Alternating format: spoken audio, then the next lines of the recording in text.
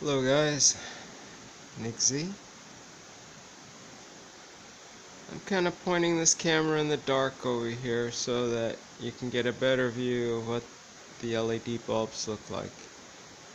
They're not fantastic or anything, but they're lighting to a somewhat usable degree. If I get too close to them, I just, you lose a perspective.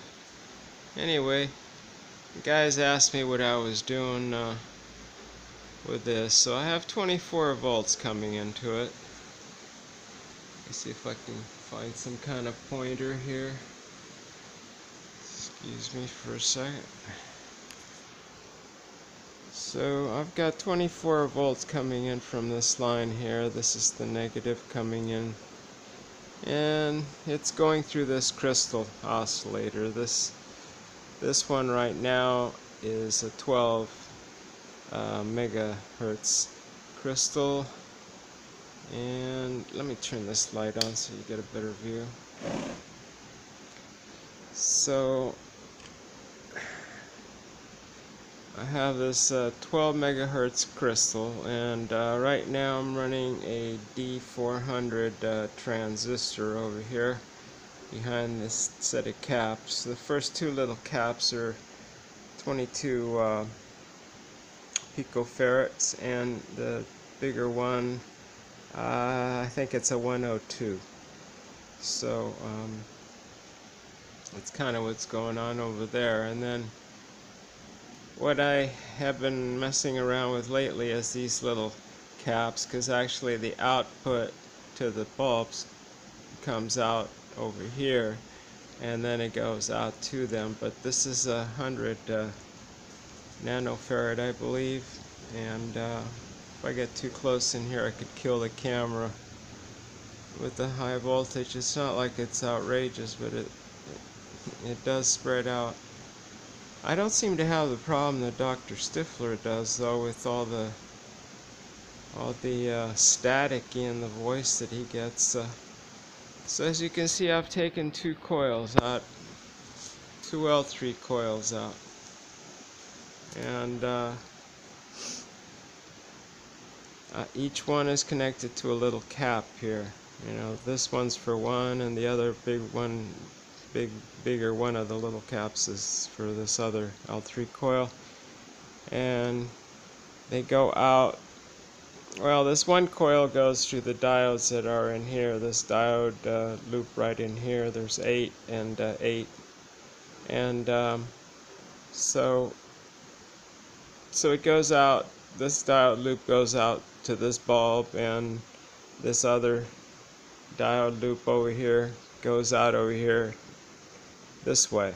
It runs up this way and down this way, and I've got it connected here. And then this ground line is going to the input. It's the input behind this bulb right in here. So the negative of the input. Okay, so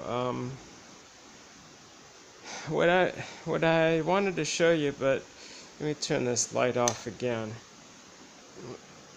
is that it seems like these negative ground lines are also possibly more than that, in the sense that, let me see if I can bring this one in. My connections are all loose, so if it flickers on me, just bear with me for a second. So what I'm doing is I'm getting this green ground line close to this coil here. Oops. And I can actually tune to some degree by how close I get this thing in here. Now, yeah, you can only go so far. If I go too far, it goes out. So, but you can see the brightness in the bulbs when I do that, and that's what I'm really kind of looking at when they really kick in here. So it's hard to evaluate on a camera just what's what. They're not that bright, no. I mean, maybe like altogether, like maybe like a 25-watt bulb or less. And so I'm not making a big statement here. But I'm seeing, what I'm trying to show is that this wire here has an impact on the bulbs and on the tuning, and it can amplify or whatever it does. Still looking into that. But anyway, sometimes you hook these things up and you don't really see any results, but if you start playing around with the loops, how you make the loops and how many diodes in the loops, and my hang up right now is that these bulbs are 24 LEDs each, so that's 48 LEDs being lit right there by peanuts. I don't know. I'll try to get a better, amperage reading, but I'm running on 24 volts, and I suspect it's not that low milliamps with these guys going, but my goal is really to light my room, not save a few milliamps.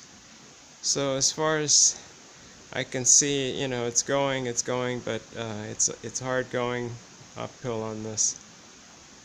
So I'm using 2 coils. That's my difference here. Instead of having one coil with two going out of the one coil, I have 2 coils individually, so I can kind of tune them individually.